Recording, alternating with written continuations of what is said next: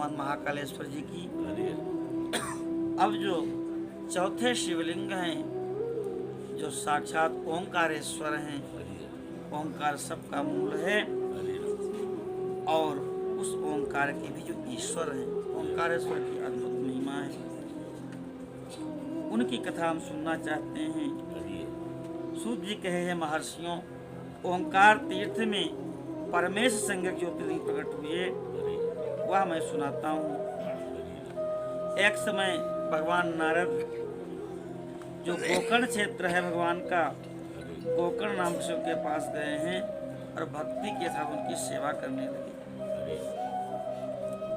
कुछ समय के बाद वहीं पर पर्वतों के राजा विंध्य पर्वत जो हैं वह भी वहां पर आए और पूजन किया। विंध्य के अंदर ये था कि हम सबसे महान हैं, हमारे पास किसी चीज की कमी नहीं है, इस अकड़ के साथ वह खड़े थे। नारद जी को पता लग गया, उन्होंने कहा कि लंबी सांस खींच करके खड़े हो गए।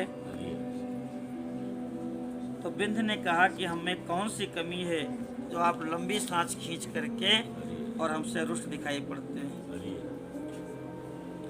नारद जी ने कहा कुछ कमी नहीं है, फिर भी सुमेरु पर्वत तुमसे ऊंचा है और उसके शिखरों पर देवताओं का निवास है, लेकिन तुम्हारे शिखर पर कोई देवता निवास नहीं करता।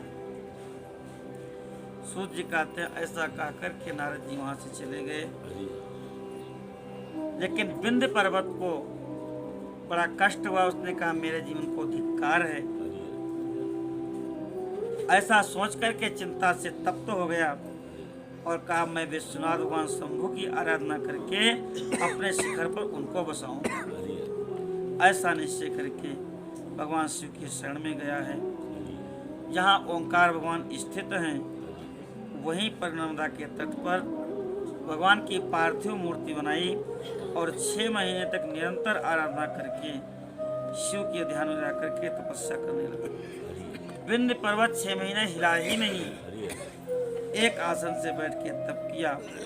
भगवान शिव प्रसन्न हो गए, विंध्याचल को अपने स्वरूप के दर्शन कराए।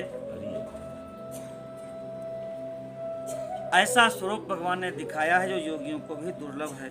कह विंध्य मैं प्रसन्न हूँ, तुम इच्छित वरदान मांगो, मैं भक्तों को अभीष्ट प्रदान करने में समर्थ हूँ, तुम्हारी तपस्या से मैं प्रसन्न हूँ। विंध्य पर्वत ने कहा शंभो आप भक्त वत्सल हैं, मुझे अभीष्ट बुद्धि प्रदान कीजिए जो अपने कार्य को सिद्ध करने वाली है।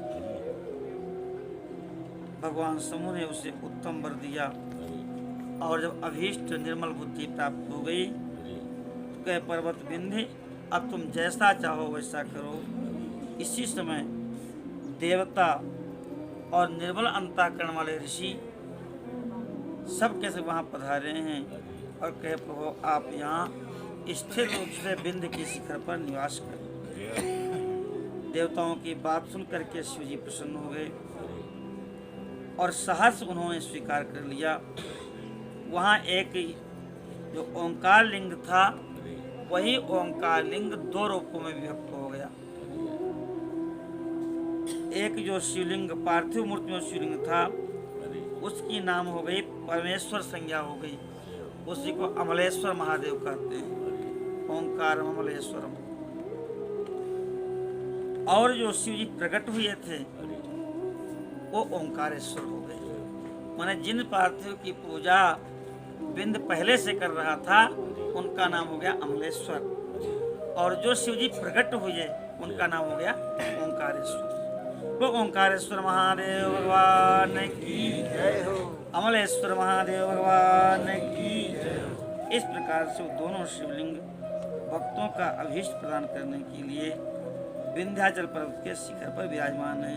अब तो विंध्याचल अपने आप को कृतकृत्य अनुभव करने लगा और जो मानसिक ताप नारद जी के द्वारा मिला था उसका त्याग कर दिया। ओंकारेश्वर भगवान का जो पूजन करता है, वेद व्यास भगवान कहते हैं कि वह माँ के गर्भ में फिर नहीं आता। महर्षियों ओंकार में जो ज्योतिर्लिंग प्रकट हुआ उसकी आराधना से जो फल मिलता है वह सब हमने तुमको बता दिया।